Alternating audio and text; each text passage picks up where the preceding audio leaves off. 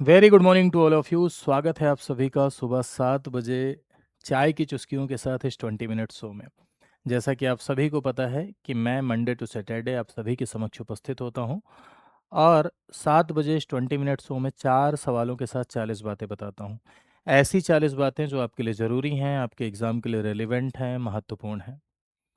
इन 40 बातों के थ्रू मैं ये प्रयास करता हूं कि आपकी प्रैक्टिस हो, साथ साथ जो आपने थ्योरी क्लासेस के दौरान पढ़ा है वो रिवाइज हो सके। 2 क्लासेस मेरी चलती हैं, एक 7 बजे सुबह ये चलती है और एक शाम को 8 बजे लक्ष्मीकांत सीरीज चलती है। लक्ष्मीकांत सीरीज में मैं थ्योरी पढ़ा रहा हूँ और इसमें मैं क्वेश्चन करा रहा हूँ। ये दोनों क्लासेज अगर आप लगातार देखते हैं तो आपके लिए एक बेटर अंडरस्टैंडिंग पॉलिटी में डेवलप होगी। तो चलिए शुरू करते हैं। यदि आप बीओ की तैयारी करते हैं, आरओ की तैयारी करते हैं या यूपी पीसीएस के लिए प्रिपेयर कर रहे हैं या किसी भी ऐसे स्टेट सिविल सर्विसेज एग्जाम के लिए प्रिपेयर कर रहे हैं जिसमें पॉलिटी के सवाल आते हैं, तो ये सेशन आपके लिए इम्पोर्टेंट है।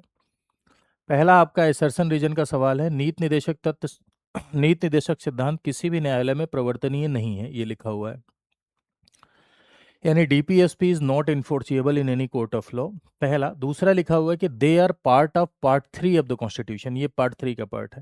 तो देखिए, एक बात हमेशा ध्यान रखिए, एसर्शन रीजन के सवालों में सबसे पहले तो अपने को ये देखना होता है कि ये दोनों स्टेटमेंट ए और आर दोनों सही है या नहीं। अगर दोनों सही हैं तब उसके बाद हमें ये देखना होता है कि आर ए की व्याख्या है या नहीं। और अगर दोनों स्टेटमेंट में एक गलत हो गया तो यहां से कोई एक सही होगा। ठीक है, तो आइए देखते हैं। नीति निर्देशक सिद्धांत किसी न्यायालय में इन्फोर्सिएबल नहीं है। तो यदि आप डीपीएसपी की बात करें तो directive principle of state policy, ये राज्य को दिए गए इंस्ट्रक्शंस हैं, राज्य को दिए गए निर्देश हैं, ये एक डायरेक्शन है, ये राज्य के लिए बाध्यकारी नहीं है। Not enforceable in any court of law है, यानी किसी भी न्यायालय में ये प्रवर्तनीय नहीं है। किसी भी न्यायालय में ये प्रवर्तनीय नहीं है, यानी नॉट इन्फोर्सिएबल है। न्यायालय जाकर आप इसे प्राप्त नहीं कर सकते हैं। यहाँ क्या लिखा है? किसी भी न्यायालय में प्रवर्तनीय नहीं है। डीपीएसपी में लिखा है कि रोज सुबह आप सो के उठोगे तो आपको एक रसगुल्ला मिलेगा, और नहीं मिल रहा है तो आप इसके लिए क्या कोर्ट जा सकते हैं क्या? नहीं। उसके लिए आप टिंग टिंग टिंग टिंग करके कोर्ट का दरवाजा नहीं खटखटा सकते हैं। ये इंडियन कॉन्स्टिट्यूशन का पार्ट 4 है, यानी भारतीय संविधान का भाग 4 है। कहाँ से लेके कहाँ तक है? 36 से लेके 51 तक है, यानी 36 से लेके 51 तक है। दैट मीन्स कि 36 से लेके 51 तक है, 36 से लेकर 51 तक है। ठीक। क्या उद्देश्य है? माफ कीजिएगा, क्या उद्देश्य है? To make a welfare state, यानी लोक कल्याणकारी राज्य की स्थापना। वेलफेयर स्टेट बनाने के लिए हमारे संविधान निर्माताओं के द्वारा राज्य को दिए गए कुछ निर्देश हैं और राज्य के दिए गए कुछ इंस्ट्रक्शंस हैं। उन्हीं इंस्ट्रक्शंस को हम directive principle of state policy के नाम से जानते हैं, यानी डीपीएसपी के नाम से जानते हैं। तो DPSP are not enforceable in court of law, ये स्टेटमेंट आपका क्या हो जाएगा? सही हो जाएगा। दूसरा कह रहा है they are part of part 3। नहीं, पार्ट 3 में क्या है? पार्ट 3 में फंडामेंटल राइट है, जो कि 12 से लेके 35 तक है। ये इन्फोर्सिएबल होते हैं, इन्हें आप कोर्ट में क्लेम कर सकते हैं। ठीक, पार्ट 3 में नहीं है, तो ये स्टेटमेंट गलत हो जाएगा। तो ए सही आर गलत। अब ए सही आर गलत, सी आपका सही हो गया। यहीं अगर दोनों सही होता तब हम देखते कि आर ए की व्याख्या कर रहा है कि नहीं। अगर दोनों सही होता तब हम यहाँ क्योंकि लगाते, और क्योंकि लगाने के बाद अगर ये स्टेटमेंट जस्टिफाई होता तब व्याख्या है, ना होता तो व्याख्या नहीं है। इस तरह से इन सवालों को सॉल्व करना चाहिए जो असर्शन रीजन के सवाल होते हैं, यानी कथन और कारण के जो सवाल होते हैं। कथन कारण के जितने भी सवाल हैं प्रीवियस ईयर में, घटना चक्र में जितने भी दिए गए हैं, सब आप सॉल्व कर लीजिए जाके। चलिए, अगला, संविधान का कौन सा अनुच्छेद राज्य को समान न्याय को बढ़ावा देने और मुफ्त कानूनी सहायता प्रदान करने का निर्देश देता है? Which article of the constitution direct the state to promote equal justice and provide free legal add?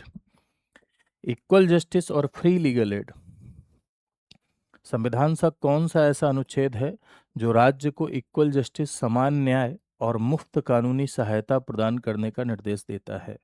समान न्याय और मुफ्त कानूनी सहायता प्रदान करने का निर्देश देता है। तो देखो, ये जितने भी आर्टिकल लिखे हैं इसमें कुछ डीपीएसपी के हैं, कुछ फंडामेंटल राइट के हैं। आर्टिकल 39A की यदि आप बात करें तो आर्टिकल 39A ओरिजिनल कॉन्स्टिट्यूशन में नहीं था। इसे 42nd कॉन्स्टिट्यूशनल अमेंडमेंट एक्ट 1976 के द्वारा जोड़ा गया। राज्य से अपेक्षा की जा रही है कि राज्य equal justice equal justice and free legal add, समान न्याय और निःशुल्क विधिक सहायता का उपबंध करे। समान न्याय और निःशुल्क विधिक सहायता का उपबंध करे यानी equal justice and free legal add का उपबंध करे। आर्टिकल 39A ये राज्य से अपेक्षा करता है। आज भी हमारे भारत देश में बहुत सारे लोग ऐसे हैं जिनको सिर्फ इस वजह से न्याय नहीं मिल पाता क्योंकि वो गरीब हैं, सिर्फ इस वजह से न्याय नहीं मिल पाता क्योंकि उनके पास संसाधन नहीं है, इस वजह से न्याय नहीं मिल पाता क्योंकि वो अवेयर नहीं है। अवेयरनेस लाने के लिए, माफ कीजिएगा, ऐसे लोगों को न्याय देने के लिए राज्य से अपेक्षा की गई। जैसे राज्य ने एक कानून बनाया है जिसका नाम है national legal service authority act, NALSA अधिनियम 1987। ये इसका एग्जाम्पल है। इसी नालसा के तहत एक लोक अदालत की स्थापना की जाती है। लोक अदालत एक ऐसी अदालत है जो कि निःशुल्क अदालत है। इसमें किसी भी प्रकार की कोई अदालती फीस नहीं लगती है, किसी भी प्रकार की कोई अदालती फीस नहीं लगती है। समझौते योग्य मसलों को यहाँ पर निपटाया जाता है। आर्टिकल 39A का एग्जाम्पल है। ठीक है। 32 क्या है आपका? 32 है right to constitutional remedies. Doctor Ambedkar ने इसे संविधान की हृदय व आत्मा कहा। संवैधानिक उपचारों का अधिकार, संवैधानिक उपचारों का अधिकार यानी राइट टू कॉन्स्टिट्यूशनल रेमेडीज। ठीक है। इसके थ्रू, अनुच्छेद 32 के थ्रू यदि आपके मौलिक अधिकार का हनन हुआ तो आप डायरेक्ट सुप्रीम कोर्ट जा सकते हैं। मौलिक अधिकार के हनन के मामले में आर्टिकल 32 का पहला क्लॉज कहता है कि आप डायरेक्ट सुप्रीम कोर्ट जा सकते हैं, और दूसरा क्लॉज कहता है कि सुप्रीम कोर्ट मौलिक अधिकारों को इन्फोर्स कराने के लिए, यानी सुप्रीम कोर्ट मौलिक अधिकारों को लागू कराने के लिए रिट जारी करेगी। क्या जारी करेगी मेरे भाई? रिट जारी करेगी सुप्रीम कोर्ट मौलिक अधिकारों को इन्फोर्स कराने के लिए। तो 32 आपके मौलिक अधिकारों पर सुरक्षा देता है, आपके मौलिक अधिकारों पर गारंटी प्रदान करता है। इसीलिए डॉक्टर अंबेडकर ने इसे सबसे महत्वपूर्ण अधिकार बताया, सबसे इंपॉर्टेंट बताया। आगे आते हैं 46। 46 ये डीपीएसपी का आर्टिकल है जो कि राज्य से अपेक्षा करता है कि राज्य एससी, एसटी और अन्य दुर्बल वर्ग के हितों का संरक्षण करे। तो आरक्षण जो दिया गया है 46 से प्रेरित है। ईडब्ल्यूएस आरक्षण 46 से प्रेरित है। 45 कह रहा है कि 6 वर्ष से कम आयु के बच्चों की शिक्षा और देखभाल का प्रावधान राज्य करे। आंगनबाड़ी जैसी स्कीम आर्टिकल 45 से इंस्पायर होती हैं, प्रेरित होती हैं। यहाँ पर समान न्याय को बढ़ावा देने और मुफ्त कानूनी सहायता प्रदान करने का निर्देश 39A है। तो इसमें जो आपका आंसर हो जाएगा वो आंसर हो जाएगा आपका 39A is your right answer. ठीक है। चलिए अगले सवाल पर आते हैं। निम्नलिखित कथनों पर विचार कीजिए। Consider the following statement. Constitution is rigid, संविधान कठोर है। Constitution is flexible. ये भारत के संविधान की बात हो रही है, यहाँ पर नहीं लिखा है, मैं लिख दे रहा हूँ, है ना। इंडियन कॉन्स्टिट्यूशन को ध्यान में रख के आपको बताना है। इंडियन कॉन्स्टिट्यूशन को ध्यान में रख के आपको ये दोनों स्टेटमेंट पढ़ना और बताना है कि कठोर है कि लचीला है। ठीक है। तो देखो इस सवाल की व्याख्या थोड़ा सा सुनिए आप, तो इसमें आपको बहुत सारी बातें पता चलेंगी। यदि आप बात करें संविधान के प्रकारों की, कॉन्स्टिट्यूशन के टाइप की यदि आप बात करें, तो संविधान के प्रकारों में एक प्रकार होता है रिजिड कॉन्स्टिट्यूशन, जिसे आप कहते हैं कठोर संविधान। कठोर संविधान का मतलब ये होता है कि ऐसा संविधान जिसमें संशोधन या तो संभव न हो या बहुत कठिन हो, उसे हम कठोर संविधान कहते हैं। ठीक है। दूसरा होता है जिसे आप कहते हैं लचीला संविधान। लचीला संविधान ऐसा संविधान होता है जिसमें संशोधन बहुत आसानी से हो जाए, यानी संशोधन बहुत आसानी से हो जाए, संशोधन की प्रक्रिया बहुत क्या हो, आसान हो, बहुत फ्लेक्सिबल हो, उसे हम क्या कहते हैं, उसे हम फ्लेक्सिबल कॉन्स्टिट्यूशन के रूप में देखते हैं, यानी हम उसे लचीला संविधान के तौर पर देखते हैं। अब यहाँ पर एक कॉन्सेप्ट समझिएगा पॉलिटी का, कि भाइयों की अगर कहीं एकात्मक व्यवस्था होगी, तो एकात्मक व्यवस्था यानी unitary system of the government, तो जहाँ पर एकात्मक व्यवस्था होगी, जहाँ यूनिटरी सिस्टम ऑफ गवर्नमेंट होता है, वहाँ सिंगल गवर्नमेंट होती है, स्टेट गवर्नमेंट नहीं होती वहाँ। तो सिंगल गवर्नमेंट अगर होती है तो अकेले अकेले केंद्र संशोधन कर लेगा, सिर्फ केंद्र ही संशोधन कर लेगा। तो जहाँ एकात्मक व्यवस्था होती है वहाँ संविधान लचीला होता है, यहाँ वहाँ कॉन्स्टिट्यूशन लचीला होता है, क्योंकि केंद्र अकेले संशोधन कर सकता है, राज्य सरकार है ही नहीं है तो राज्य से पूछना क्या। और जहाँ संघात्मक व्यवस्था होती है, जैसे अमेरिका, तो संघात्मक जहाँ व्यवस्था होती है वहाँ मल्टीपल गवर्नमेंट होती है, और मल्टीपल गवर्नमेंट होती है तो अमेंडमेंट करने के लिए सबसे पूछना पड़ेगा, तो वहाँ संविधान कठोर होता है। यूएस में आप देखेंगे संविधान कठोर है, ब्रिटेन में अगर आप देखेंगे तो ब्रिटेन में संविधान क्या है, ब्रिटेन में संविधान लचीला है, क्योंकि वहाँ एकात्मक व्यवस्था है। भारत की यदि आप बात करें तो भारत देश में आप देखेंगे कि फेडरल और यूनिटरी दोनों फीचर हैं। भारत है तो संघात्मक, है तो संघीय, लेकिन यूनियन की तरफ टिल्ड है, यूनियन की तरफ झुका हुआ है, सशक्त केंद्र के साथ संघात्मक व्यवस्था है। सशक्त केंद्र के साथ संघात्मक व्यवस्था यानी मजबूत केंद्र है। कहाँ पर? भारत में। तो भारत देश के संविधान की यदि आप बात करें तो इंडियन कॉन्स्टिट्यूशन की कुछ बातें, यदि आप भारत के संविधान की बात करते हैं तो भारत के संविधान की कुछ बातें ऐसी हैं, ऐसी बातें जो संघीय चरित्र को प्रभावित करती हैं। फेडरल स्ट्रक्चर यानी केंद्र राज्य दोनों का अस्तित्व। तो संविधान की ऐसे बातें जो फेडरल स्ट्रक्चर को चेंज करती हैं, फेडरल स्ट्रक्चर में परिवर्तन करती हैं, ऐसी बातों में अगर चेंज करना है तो केंद्र और राज्य दोनों की सहमति चाहिए, यानी संसद और राज्य विधानमंडल दोनों में पारित होना होगा। ठीक है, केंद्र और राज्य दोनों की सहमति चाहिए, संसद और राज्य विधानमंडल दोनों में पारित होना होगा। तो ये बात क्या दिखा रही है? ये बात दिखा रही है कठोरता को, कि संविधान कठोर है ना। और संघीय चरित्र के अलावा भारत के संविधान का जो संघीय चरित्र है, संघीय चरित्र के अलावा अगर किसी अन्य प्रावधान में संशोधन करना है तो केंद्र अकेले कर लेता है, यानी संसद अकेले संशोधन कर लेती है। अब संसद अकेले संशोधन कर लेती है तो राज्य से कोई मतलब नहीं है। तो ये बात क्या दिखाती है मेरे भाइयों? ये बात लचीलापन को दिखा रही है, यानी ये बात फ्लेक्सिबिलिटी को दिखा रही है, लचीलापन को दिखा रही है। तो ऐसे में भारत का संविधान क्या हुआ? भारत का संविधान कठोर और लचीला दोनों है, यानी फ्लेक्सिबल और रिजिड दोनों है। आंशिक रूप से कठोर है, आंशिक रूप से लचीला है। कठोर लचीला दोनों है, पार्शियली फ्लेक्सिबल, पार्शियली रिजिड, या फ्लेक्सिबल रिजिड बोथ। यहाँ क्या लिखा है? भारत का संविधान क्या है? भारत का संविधान कठोर है, संविधान कठोर है, संविधान लचीला है। तो क्या कहेंगे भाई? तो भारत का संविधान कठोर और लचीला दोनों है, यानी सम्मिश्रण है। ठीक है, सम्मिश्रण है। भारत का सम्मिश्रण यानी मिक्सचर है। कठोरता और लचीलापन का क्या है? मिक्सचर है। इंडियन कॉन्स्टिट्यूशन कठोरता और लचीलापन का मिक्सचर है, यानी कठोर और लचीला दोनों है। ओनली रिजिड अगर आपसे पूछ लिया भारत का संविधान केवल कठोर है या कठोर है, तो गलत हो जाएगा। केवल लचीला है, केवल फ्लेक्सिबल है, गलत हो जाएगा। कठोर लचीला दोनों है, ये सही होगा। क्लियर बात? चलिए आगे आते हैं। Consider the following statement. Bharat देश में एकल नागरिकता है, भारत देश में दोहरी नागरिकता है। दोनों स्टेटमेंट लिखा हुआ है। अब आपको बताना है कि कौन सा इसमें सही है। सिंगल सिटीजनशिप और डुअल सिटीजनशिप, दो चीज़ें लिखी हैं।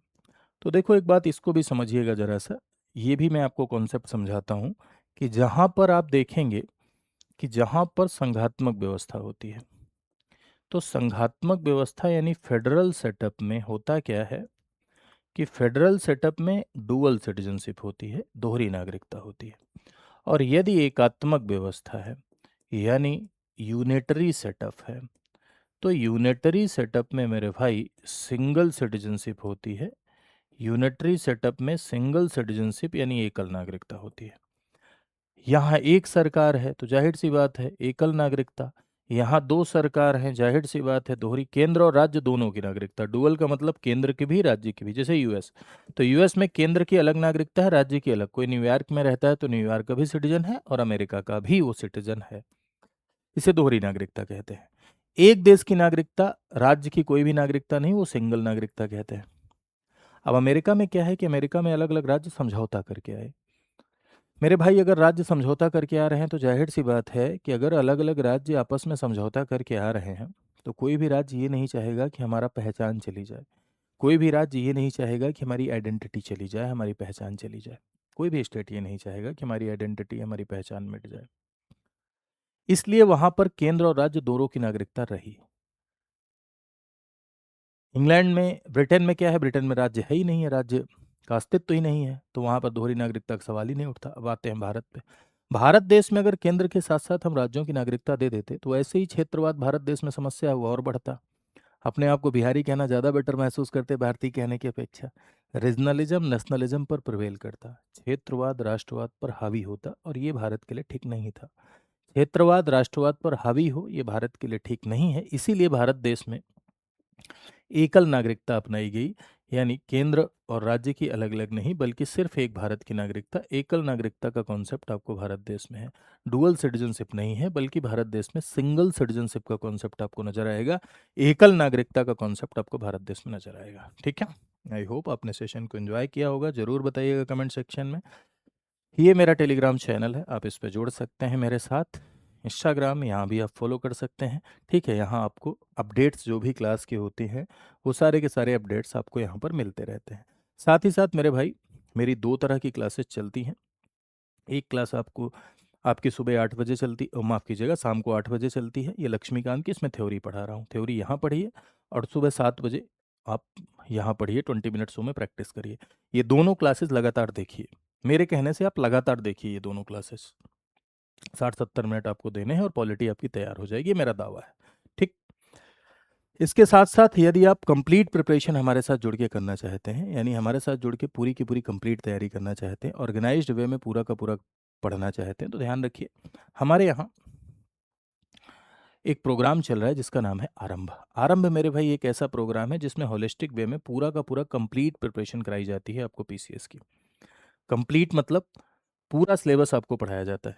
पूरा सिलेबस 1100 प्लस घंटे का पूरा सिलेबस आपको पढ़ाया जाता है इसमें।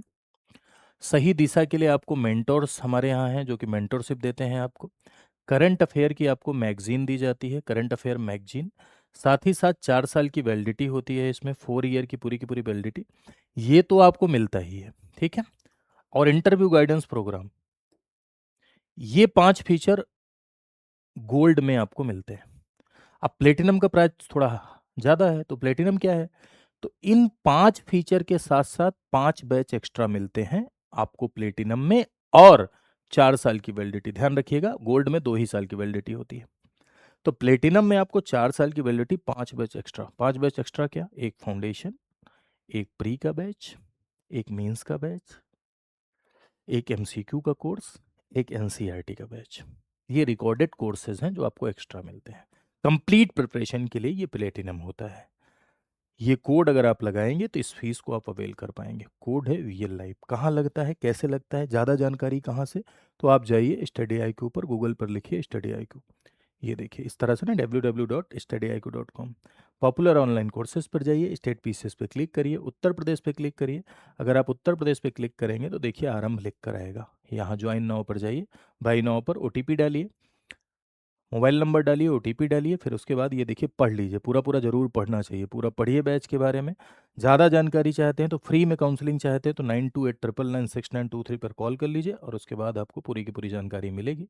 फिर कोड लगा के आप एनरोल कर सकते हैं, ठीक है। तो आज के लिए इतना ही। मेरी शुभकामनाएं कि आप सब चयनित हों, देश और समाज के विकास का माध्यम बने, और पढ़िए। पढ़ना बहुत ज़रूरी है। बिना पढ़े आप, अगर आप सोचते हैं कि आप लाखों में एक नज़र आएंगे, तो नहीं नज़र आएंगे। पढ़ना ही आपको समाज में अलग खड़ा करेगा, इस बात को ध्यान रखिएगा। Thank you so much to all of you. नमस्कार।